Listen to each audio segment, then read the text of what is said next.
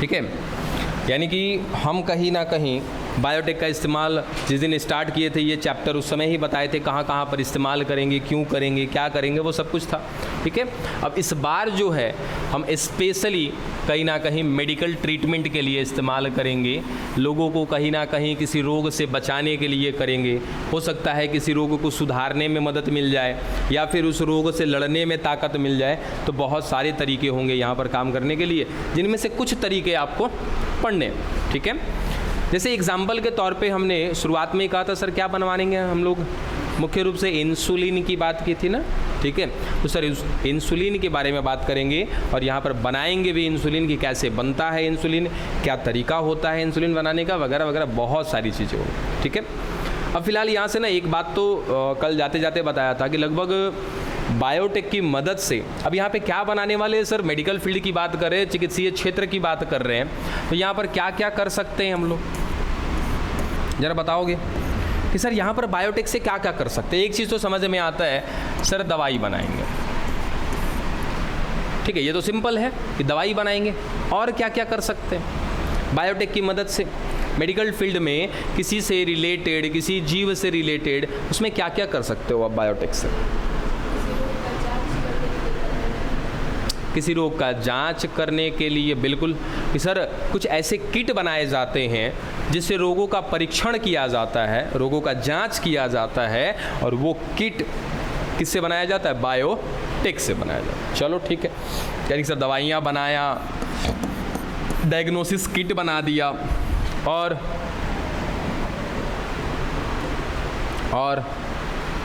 अब चिकित्सा शब्द कहाँ पर आता है सर, जहाँ पर रोग आता है वहाँ पर चिकित्सा आता है। ठीक है।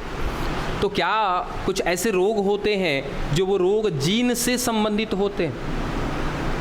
हो सकता है ऐसा कि सर हमारे अंदर कोई एक ऐसा रोग है ना जो एक जीन से संबंधित है, वो मेरा जीन काम नहीं कर रहा है। जैसे इंसुलिन की बात कर लें कि सर हमारे पास मेरा पैनक्रियाज है, अग्नाशय है, उसमें कोशिकाएं मिल रही हैं। हालांकि बात करेंगे तो कहीं ना कहीं 3 प्रकार की कोशिकाएं होती हैं आपकी पैनक्रियाज में, आपकी अग्नाशय में। सर 3 प्रकार कौन कौन सा, अल्फा, बीटा, गामा।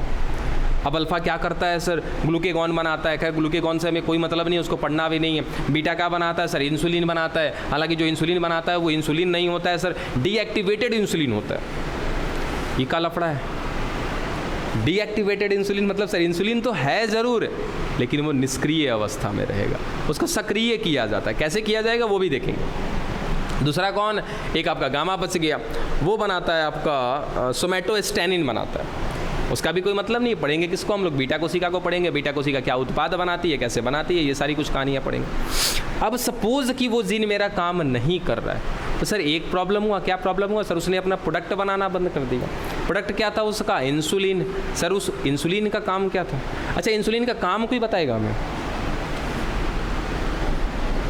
इंसुलिन करता क्या है। बड़ी तो यहाँ पे तो पहले मेरे ख्याल से ना ज़्यादातर लोगों में ये कन्फ्यूज़न होता है कि इंसुलिन ससुरा है का, ये एंजाइम है कि हार्मोन है। एक को धीरे से शुरू किया तो सब पीछे से रगड़ दिया उसी में, हार्मोन है, पक्का हार्मोन है।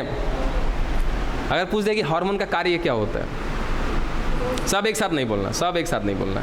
तो बताओ तो बच्चिया, हार्मोन का कार्य क्या है।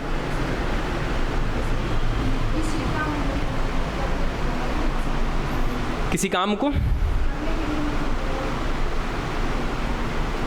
चलो ठीक है, किसी काम को करने के लिए उत्तरदायित्व होता है। चलो बट चल, हालांकि सारे लोग किसी ना किसी काम को करने के लिए उत्तरदायित्व होते हैं। ठीक है, बशर्ते अगर एंजाइम की तुलना करेंगे सर एंजाइम क्या करेगा, वो भी कार्य करता है लेकिन पाचन का। ठीक है, चल अभी क्या करें, निश्चित कार्य करेगा। चलो आगे बढ़ते हैं जरा हम लोग। सर हम इस टॉपिक में कहीं ना कहीं चिकित्सा के क्षेत्र में बात कर रहे हैं, जिसमें सबसे पहला बात करते हैं किसका हम लोग, इंसुलिन का।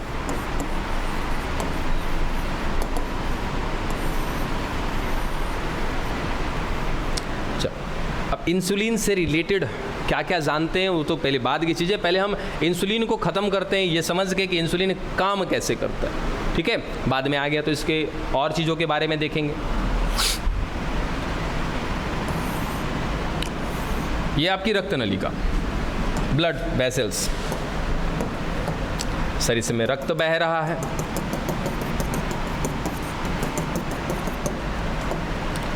अब एक तरफ हमारे बॉडी में हमने क्या किया सर, भोजन किया, ठीक है, उस भोजन का क्या हुआ, पाचन हुआ। पाचन माने क्या होता है सर, जटिल कार्बनिक पदार्थों को सरल कार्बनिक पदार्थों में बदल देना। और ये पाचन अकेले नहीं किया जा सकता है बिना एंजाइम के। अगर बिना एंजाइम के पाचन किया जाएगा तो सर वो पाचन काफ़ी ज़्यादा धीरे धीरे होगा, काफ़ी ज़्यादा स्लो होगा। अच्छा, इसका एग्जाम्पल आपके ऊपर ही आपको कई बार मिला है। जितनी बार आपकी तबीयत बिगड़ी है, जितनी बार आपको बुखार लगा है, आपका बॉडी का टेम्परेचर बढ़ गया है और आपके शरीर का जो एंजाइम है वो बेस्ट परफॉर्मेंस कब देगा, 37 डिग्री सेल्सियस पर। जैसे ही टेम्परेचर बढ़ा दोगे वो एंजाइम अपना स्पीड स्लो कर देगा। और जब एंजाइम अपना स्पीड स्लो कर देगा तो पाचन का हो जाएगा स्लो। और जब पाचने नहीं होगा, जब पेट में डाला हुआ भोजन खत्म नहीं होगा, आपको भोजन करने की फिर जरूरत पड़ेगी, मतलब सर भूख नहीं लगेगा। ठीक है, चलो सर पाचन हो गया। पाचन करने के बाद क्या किया जाएगा, उसका एब्जॉर्प्शन किया जाएगा। अगला क्या होगा सर, अवशोषण होगा। चलो, अब अवशोषण माने कि सर हमने अगर भोजन के रूप में प्रोटीन लिया था, उस प्रोटीन का पाचन हुआ होगा। ठीक है, लिख देते हैं यहाँ पे, सर भोजन के रूप में क्या लिया हमने, प्रोटीन लिया। उस प्रोटीन का पाचन हुआ, बदल गया किसमें, अमीनो अम्ल में बदल गया। अब उस अमीनो अम्ल का क्या होगा सर, अवशोषण होगा। उसको हमारे शरीर में खींच करके एक जगह पे रखा जाएगा। अब उसके बाद अवशोषित हो गया, अवशोषण हो गया, एब्जॉर्प्शन हो गया। अब क्या सर, अवशोषण कहाँ पे होगा, इंटेस्टाइन में होता है, हमारे आंत में होता है। पाचन कहाँ पर होता है सर, हमारे आमाशय में होता है। पाचन करने के बाद जो अपशिष्ट पदार्थ है उसको क्या करते हैं सर, बाहर भेजते हैं हम लोग। जैसे चाय बनाते हैं तो चाय बनाने के क्रम में सर जब तक चाय पत्ती डाले नहीं होते हैं तब तक तो चाय पत्ती इंपॉर्टेंट होती है। तो जब तक इस प्रोटीन को, अब प्रोटीन को कैसे लेंगे सर, दाल के रूप में लेंगे। तो जब तक हमने खाया नहीं है, उस दाल में से प्रोटीन निकाला नहीं है, तब तक तो सर दाल पूरा का पूरा इंपॉर्टेंट है। और जैसे ही हमारे अंदर गया, जैसे ही वो चाय पत्ती को आप चाय में डाल देते हो, दूध में डाल देते हो, वो अपना कलर दे दिया वहाँ पर। अब उसके बाद क्या करते हो सर, छान के उसको फेंक देते, अब उसकी कोई ज़रूरत नहीं है। तो वैसे ही सर जो भोजन हमारे अंदर गया ना, उसके अंदर जो भी खाद्य पदार्थ था, चाहे वो प्रोटीन था या फिर प्रोटीन के रूप में अमीनो एसिड मिल रहा है या कोई भी एसिड मिल रहा है, ठीक है, कोई भी तत्व मिल रहा है, कैल्शियम पोटेशियम जो भी चीज़ें, उन सबको क्या करते हैं, अलग करते हैं। हमारी आंत में जा कर के उनका, फिर आइए काजी हमें कहिए अगर हम फरियाद देंगे कब दिन जाके हैं। अरे नहीं तो चैनल तन जाके सड़ा दो बाबू, पता ना वो कब आई है, अपना कांड करके गई है। वो गुस्सा में निकले थे बाहर, उसके गार्जियन मैंने उसको घर वाले दिख जाते ना तो हम बताते फिर। एक दिन बोले थे कि कहियो बकरिया चारों गायब कर देंगे आपका, सुने तब ना। कौन चैनल गया सटाने, वो बाहर वाला गया, उसे हिलबो नहीं करेगा बाहर वाला चैनल। ए बउआ ई वाला चैनल सटा दो, ई वाला चैनल वाला खाली खींच दो। हाँ खींचो उसको। अरे तू अंदर से खींच ना भाई। हाँ तो तू ठीक है, आजा खींच के आजा। कौन ठीक है, इन्हें पढ़ाने के सुर में फिर आके घूमने लगेगी। चलो आ जाओ। ठीक है चलो, क्या हुआ सर, अवशोषण हो गया हमारे बॉडी में। किसका अवशोषण हुआ, अमीनो अम्ल का। अब अवशोषण होने के बाद का वो आंते में रहेगा नहीं सर, ये जो प्रोटीन है या फिर अमीनो अम्ल है, इसकी ज़रूरत हमारे शरीर की एक एक कोशिका में है। अब तनिक ये बताओ कि सर अमीनो अम्ल का ज़रूरत कोशिका में काहे है? हाँ, अमीनो अम्ल की ज़रूरत कोशिका में क्यों है? सोचो, तनिक दिमाग लगाओ कि कोशिका में अमीनो अम्ल के रूप में क्या चीज़ मिलता है?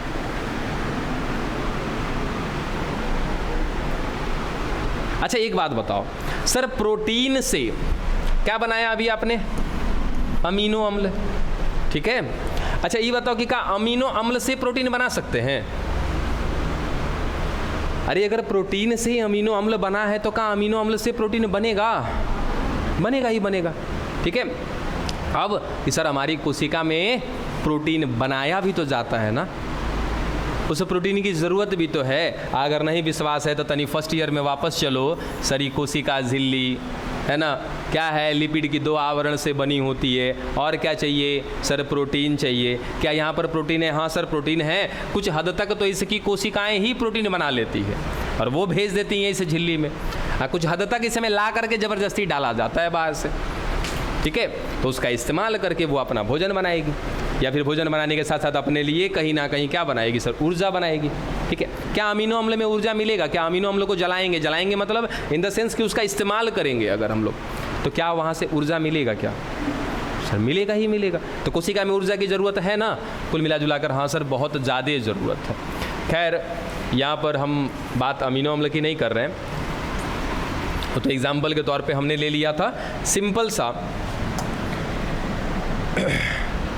चल कि सर ये झूठे के हमें इसमें अमीनो अम्ल दिखा दिए, हटा जा।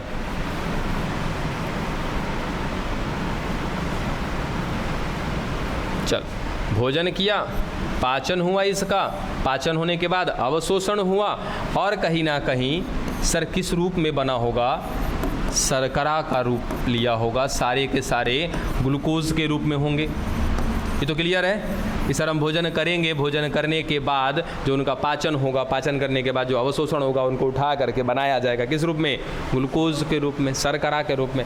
क्या हम एक बगल में इसे चीनी लिख दें तो किसी को कोई समस्या नहीं ना होगा? बस समझने के लिए बाबू, का है शर्करा, का है सर शुगर ही तो है, ग्लूकोज का है एक प्रकार का शुगर ही तो है, ठीक है सर। हमारे बॉडी में क्या बन गया, शुगर बन गया। अब क्या करेंगे? तो सर इस सारा का सारा शुगर यानी कि क्या है सर, शुगर है, ग्लूकोज है, अगर मैं इसको शरीर के एक एक कोशिका में अगर भेज दूँ ना, तो इसी ग्लूकोज को अब सर क्या होगा, ये रही कोशिका, इस कोशिका में लाके क्या डाला जाएगा, ग्लूकोज डाला जाएगा। सर कौन सा ग्लूकोज? जो अभी अभी बना है हमारे बॉडी में। जब इसके अंदर ग्लूकोज भर जाएगा तो इसके अंदर आपको याद है का ई वाला संरचना, किस किस को याद है ये बात, कौन है ये?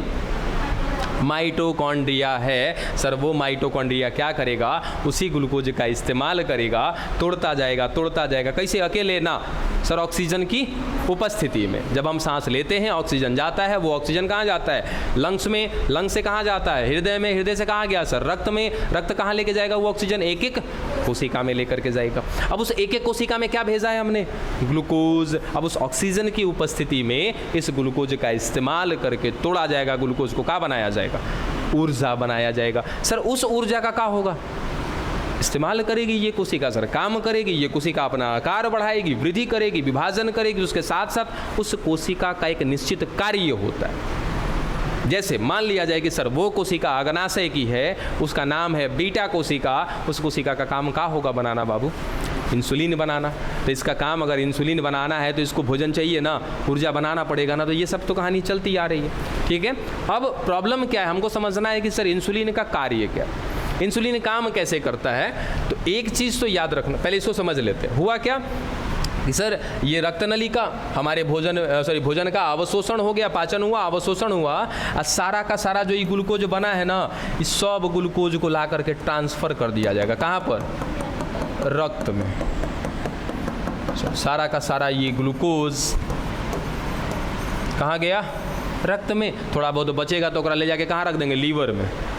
बस समझे, जो एक्स्ट्रा बचेगा उसको कहाँ लेकर पहुँचा देंगे, लीवर में। लीवर क्या है सर, हमारा स्टोर पॉइंट है। क्या चीज़ का स्टोर पॉइंट है, ग्लूकोज का स्टोर पॉइंट। बहुत सारे ग्लूकोज को जुड़ते जाएंगे, बहुत ज़्यादा जटिल बनता जाएगा, क्या कहलाएगा फिर वो, ग्लाइकोजन। ठीक है। अब सर उठा करके डाल दिया हमने किसमें, रक्त में। अब सर ये रक्त में रहेगा ना, प्रॉब्लम क्रिएट कर देगा, क्योंकि सर रक्त में अगर चीनी की मात्रा बढ़ जाए, ग्लूकोज की मात्रा बढ़ जाए, शुगर लेवल बढ़ जाए, सर रक्त हमारा गाढ़ा हो जाएगा। अब सर रक्त को गाढ़ा करेंगे तो बड़ी समस्या होगा, संवहन में दिक्कत होगा, क्योंकि सर रक्त की सहायता से बहुत सारे हार्मोन्स को भी तो भेजा जाता है। अच्छा, क्या खाली रक्त में खाली ग्लूकोज है ना सर, बहुत सारा चीज़ है, अमीनो अम्ल भी है, उसको भी भेजना है। अब अगर रास्ता में जाम हो, मान लो कीचड़ देखिए रहे हो सब, फ्रेश रहता है तो वहाँ पोस्ट ऑफिस से यहाँ आने में 1 मिनट नहीं लगेगा, और अभी सर पोस्ट ऑफिस से यहाँ पहुँचने में 10 मिनट का मशक्क़त है, रास्ता जाम है। वही चीज़ है कि सर अगर रास्ता जाम हो जाए, इसका रक्त गाढ़ा हो जाए, गाढ़ा कैसे हो जाएगा, इसमें शुगर का लेवल बढ़ जाएगा। अब सर लगातार इस शुगर को ट्रांसफ़र किया जाता है, किसमें ट्रांसफ़र किया जाता है, कोशिका में, क्या एक ही कोशिका में? नहीं सर, हमारे शरीर की अलग अलग प्रकार की जितनी भी कोशिका है सब में इस शर्करा को, सब में इस चीनी को, सब में इस ग्लूकोज को ट्रांसफ़र कर दिया जाता है। अब ट्रांसफ़र कर देंगे तो क्या हो जाएगा सर? रक्त में से कहीं ना कहीं शुगर का लेवल कम हो जाएगा कि नहीं कम हो जाएगा? कम हो जाएगा ना। चलो सर, ये हमारा रक्त नलिका था, इसमें कहीं ना कहीं ये लो रक्त, अब इसमें जो शुगर लेवल मिल रहा था वो शुगर लेवल क्या हो गया? कम हो गया, क्योंकि क्या कर दिया? उठा के सारा का सारा कोशिका में भेज दिया। कोशिका में रहेगा तो सर कोशिका उसका इस्तेमाल कर लेगा, काम खत्म कर देगा। अब कि सर यहाँ से इस शुगर लेवल को कम किसने किया? यहाँ से उठा करके कोशिका में डाला किसने? यही है बच्चा वो इंसुलिन। यानी कि इंसुलिन का काम समझ में आया कितना? अभी तक तो दिमाग में यही रहता है कि सर इंसुलिन पाचन कर देता है शुगर का। नहीं, पाचन नहीं करता है। तो करता क्या है? तो सर इंसुलिन का एकमात्र काम है ये हमारे ब्लड से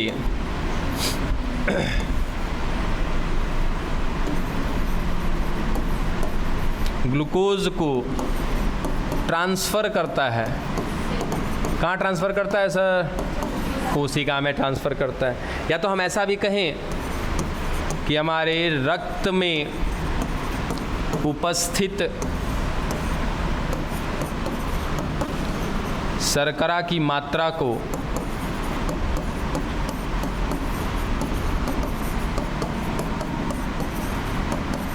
कम करता है।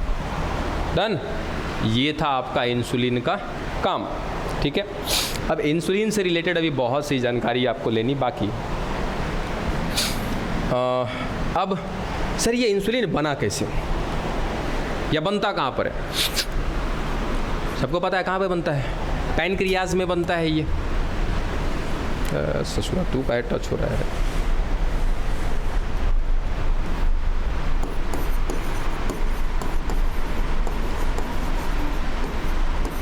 अग्नाशय में बनता है।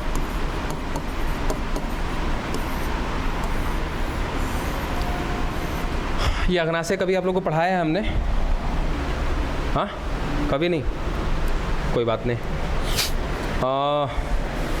अग्नाशय को एक नाम देते हैं हम लोग, पता है किसी को? अब मिश्रित ग्रंथि तो है ही है, एक और नाम है बिल्कुल, लैंगरहैंस की दीपिका। उसको इंग्लिश में क्या बोलते हैं?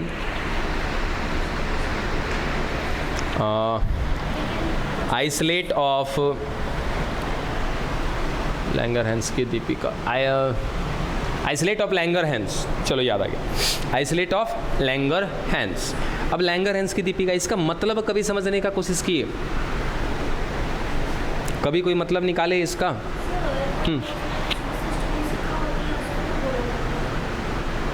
लैंगरहैंस की कोशिका नहीं बोला, लैंगरहैंस की दीपिका बोला।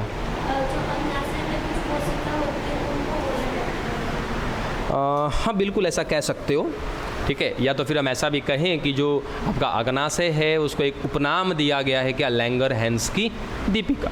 ठीक है। जैसे महात्मा गांधी को उपनाम दिए ना जी हम लोग, हाँ बापू, तो वैसे ही क्या करते हैं, इनको भी एक उपनाम दिया गया। अब उपनाम देने के पीछे कुछ तो कारण रहा होगा। ठीक है। चलो, वैज्ञानिक का नाम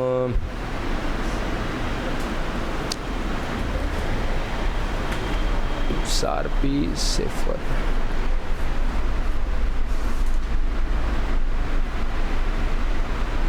आई थिंक शार्पी और शेफर थे ना, शार्पी शेफर।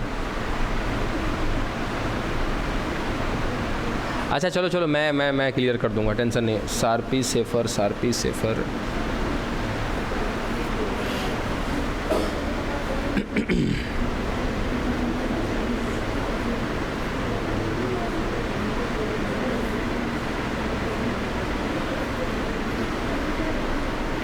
अच्छा कोई नहीं, वैज्ञानिक का नाम दिमाग में, वही शार्पी शेफर ही होंगे, कोई और नहीं होगा।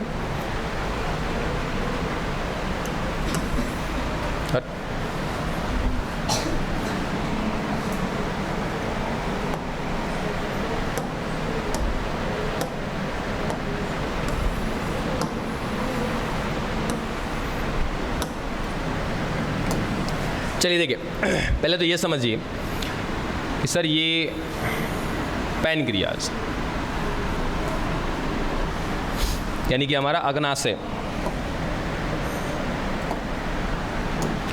अब अग्नाशय जो है, एक बात अभी जैसे जानकारी क्या मिली कि सर ये जो अग्नाशय है ये एक प्रकार का मिश्रित ग्रंथि है, मिक्स ग्लैंड है, ठीक है।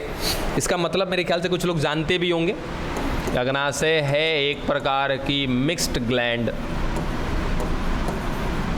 मिश्रित ग्रंथि बोलते हैं इसको।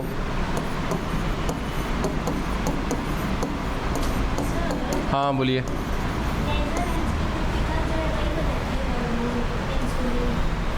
नहीं देखो, लैंगरहैंस की दीपिका के पीछे बस एक लॉजिक है, बाकी कौन बनाता है जस्ट अभी वही बताने वाले हैं, ठीक है।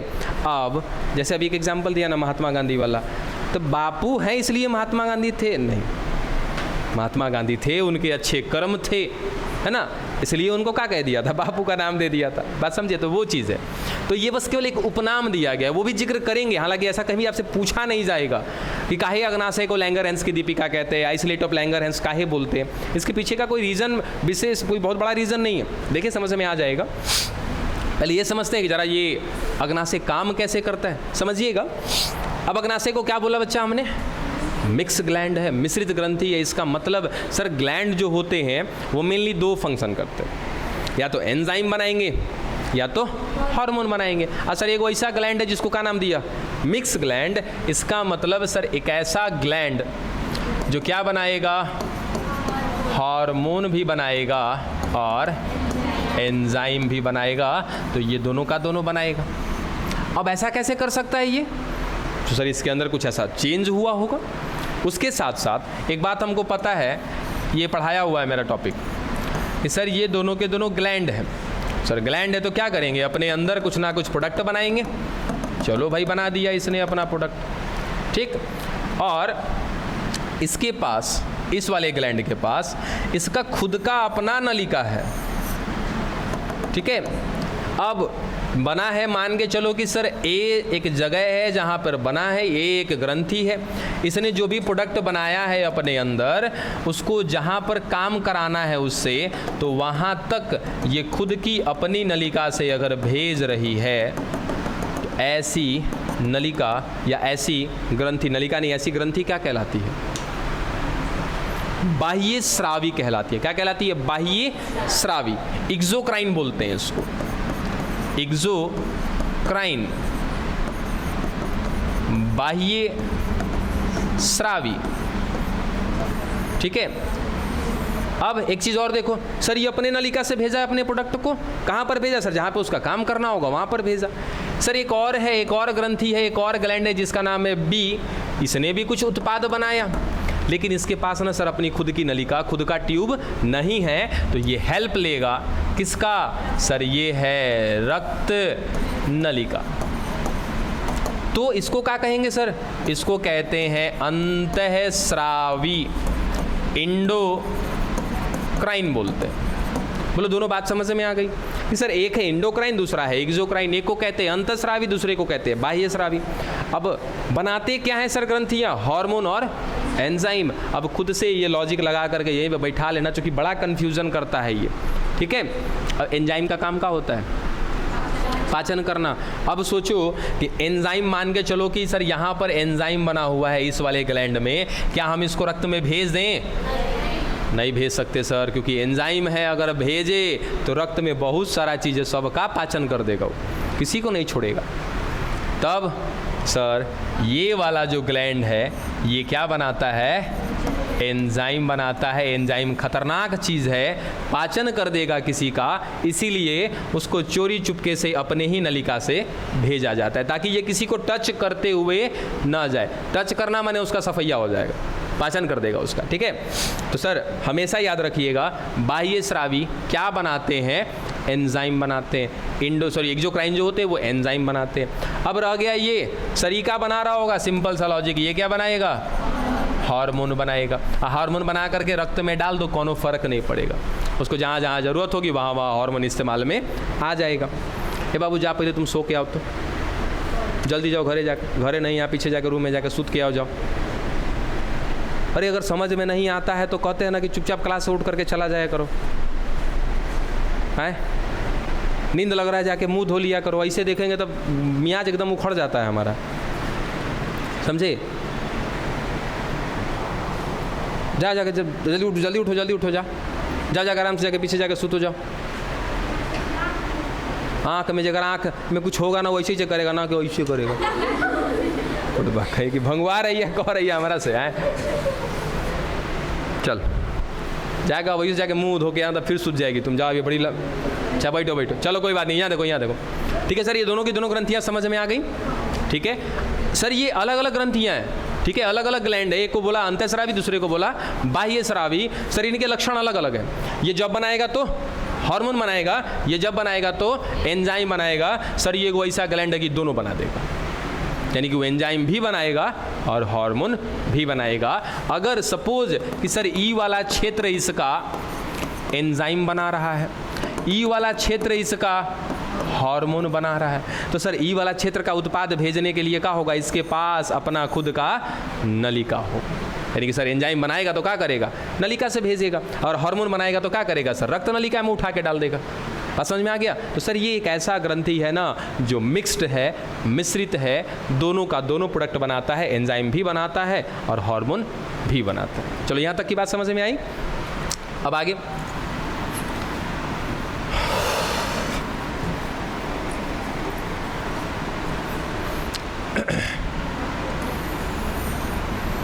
सर ये वापस से वही अग्नाशय है। ठीक है, अब सुनना आराम से कि सर इस अग्नाशय का बीचों बीच का बात कर रहे हैं।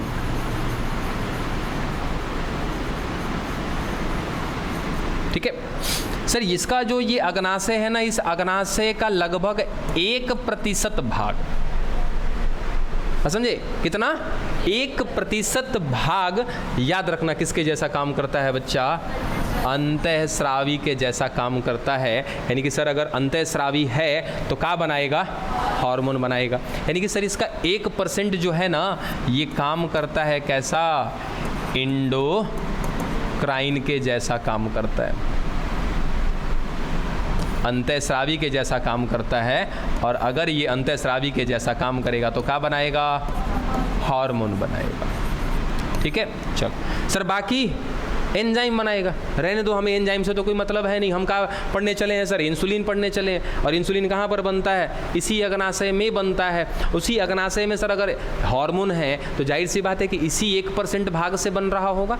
बाकी इसका जो लिख देते हैं वो भी चीज़ कि सर बाकी इसका जो 99% भाग है वो कौन है, इसका एक्सोक्राइन जैसा काम करता है।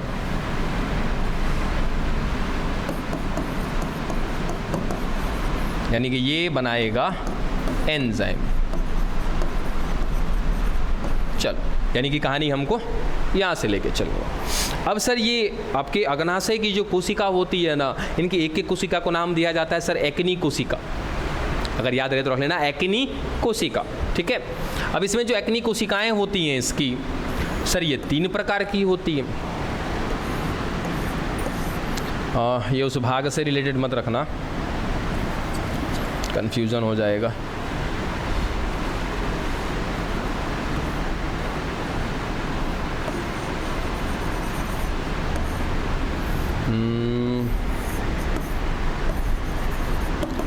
एक्नी कोशिका सर ये जो है 3 प्रकार से मिल रही हैं। एक को कहा हमने अल्फा, दूसरे को बीटा, गामा ऐसे होता है जी, कैसे होता है, तो लैम्डा है ना,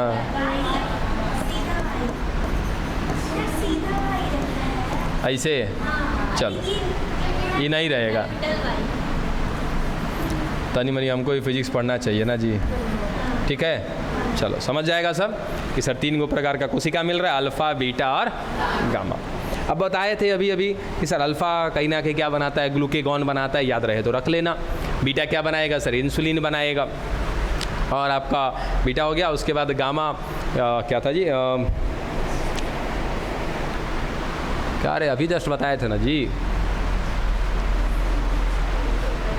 स्टैटिन कुछ करके है जी, कभी कभी दिमाग में से निकल जाता है। स्टैनिन है कुछ करके, छोड़ो इस सब का उत्पाद नहीं पढ़ना है, मतलब दिमागे अब आएगा तो बता देंगे, आउट हो गया मेरे दिमाग से। मुख्य रूप से किसका पढ़ना है मत देखो, छोड़ दो, रहने दो, हमको बीटा वाले का पढ़ना है। सर ये आगे चल करके क्या बनाएगा, हार्मोन, कौन सा हार्मोन बना रहा है, इंसुलिन बना रहा है। ठीक है, चलो आगे चलते। अब एक कहानी सुनो, और लिख के कहीं रखे हैं कि नहीं इसका, हाँ, सोमैटोस्टैनिन, क्या था, सोमैटोस्टैनिन, ये नहीं याद में आ रहा था। अब बाकी जो अगला है वो एक कहानी है, छोटी सी सुनिएगा।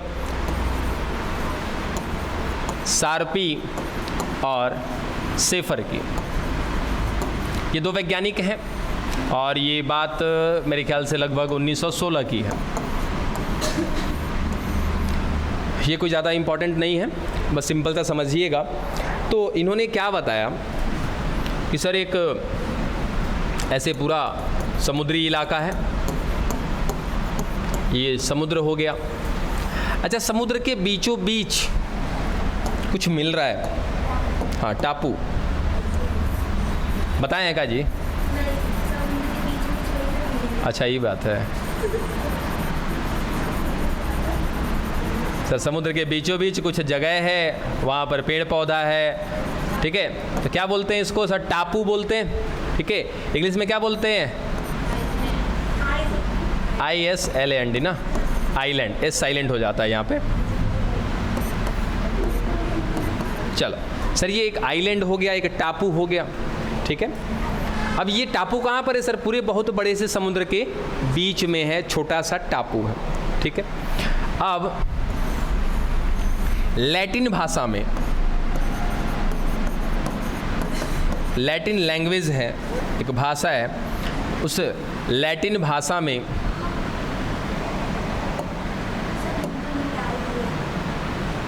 कहाँ मिटा है सर, अच्छा हाई वाला, हाई का हो गया जी,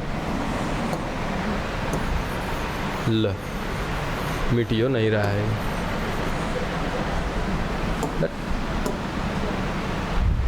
अच्छा रहने दो इसको, ओकरा से कौन समस्या है, लो ये तुम्हारा समुद्र वापस कर देते हैं, लो। ठीक है, अब सुनो कि सर लैटिन भाषा में ना इस आइलैंड को एक नाम दिया जाता है, इंसुला। ठीक है, लैटिन भाषा में आइलैंड को नाम दिया जाता है इंसुला।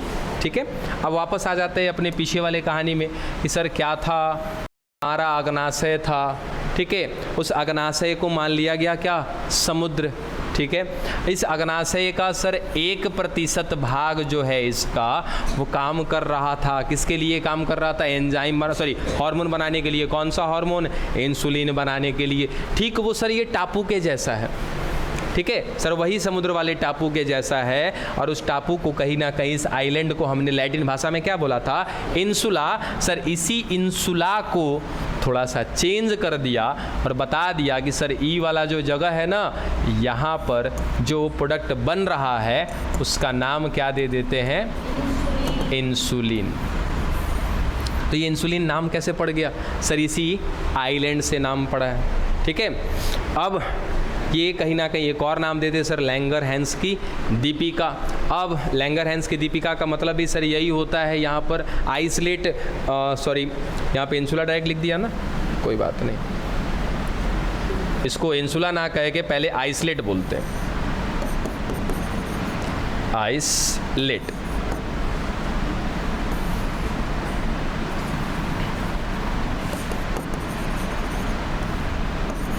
आइसोलेट बोलते, आइलैंड को आइसोलेट, और इसी आइसोलेट से वर्ड निकाला गया था इंसुला, और इसी इंसुला को कन्वर्ट करके बनाया गया इंसुलिन। ठीक है, अब उसी आइसोलेट की वजह से कहीं ना कहीं कह देते हैं इसको लैंगरहैंस की दीपिका, कि सर उस बहुत बड़े से क्षेत्र में वो एक अकेला सा एक ऐसा क्षेत्र है जो कार्य कर रहा है, इसी वजह से ये सब कुछ नाम पड़ा। और ये सब कुछ बताने के लिए जिम्मेदार कौन थे, शार्पी और शेफर। खोज नहीं किया इन्होंने, खोज नहीं किया, बस खाली इन्होंने एक चीज़ बताया, और वो क्या बात बताया कि सर एक मरीज़ है, एक पेशेंट है, जिसके अंदर सर एक रोग हो गया है जिसको नाम दिया गया है शुगर। सुनते जाना कि क्या बताया था सार्पी और सैफर ने। एक मरीज़, उसको शुगर का पेशेंट बताया गया है, ठीक है सर, ये शुगर का पेशेंट है, इसके अंदर क्या हुआ है, शुगर लेवल बढ़ा हुआ है। सर कैसे बढ़ा हुआ है, तो बस सार्पी और सैफर ने ये बताया था कि सर इस अग्नाशय से, इन पैनक्रियाज के बीचों बीच से सर कुछ रसायन आते थे, कुछ केमिकल आते थे, और वो केमिकल इस शुगर लेवल को क्या करते थे, कंट्रोल करते थे।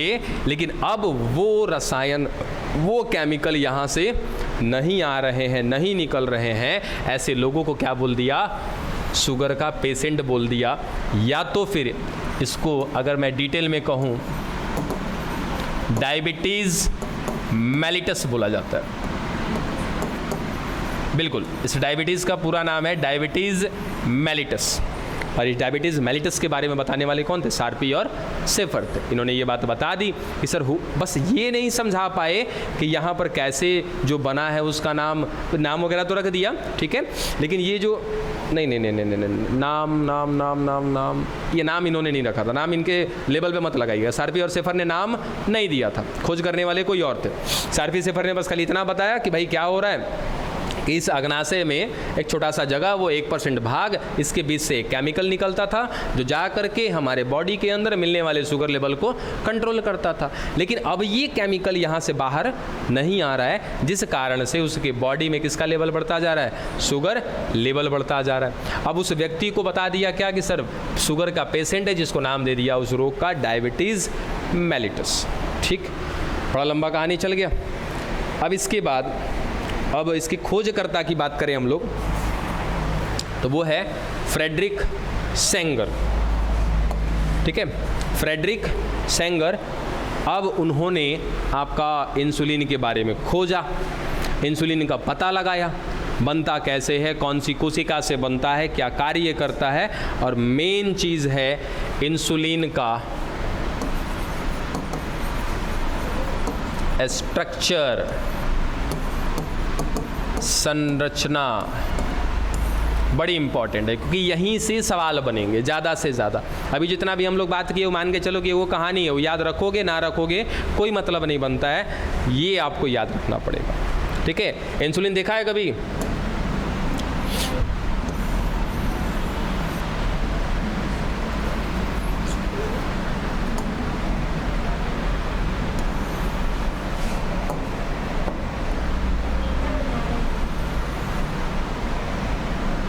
उल्टा बना रहे हैं काजी।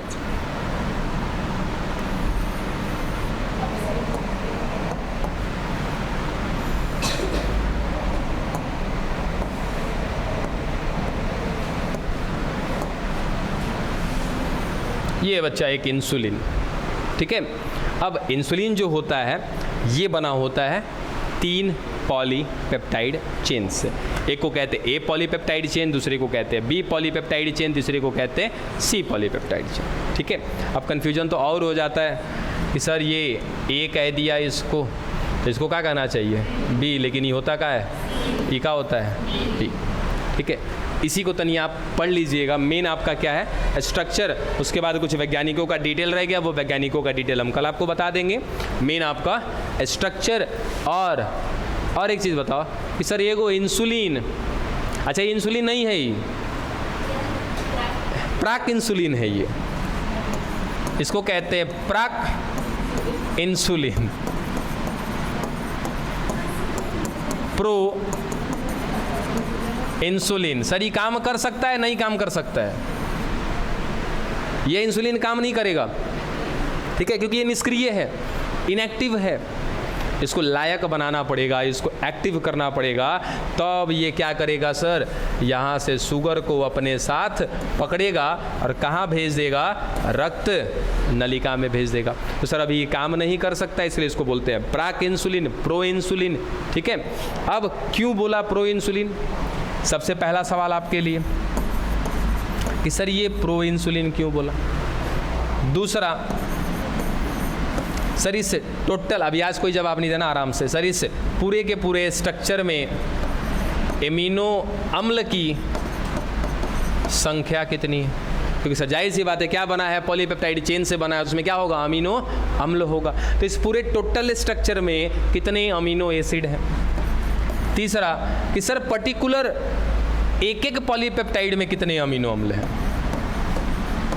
अगर मैं कहूँ कि सर एक एक का जानकारी मिल जाएगी, ए में कितना है, बी में कितना है, सी में कितना है, सबको जोड़ देंगे तो क्या आ जाएगा? सर सबका आ जाएगा जानकारी। ठीक है, ये 3 चीज़ पता करना कि सर इसको प्राक इंसुलिन काहे बोला।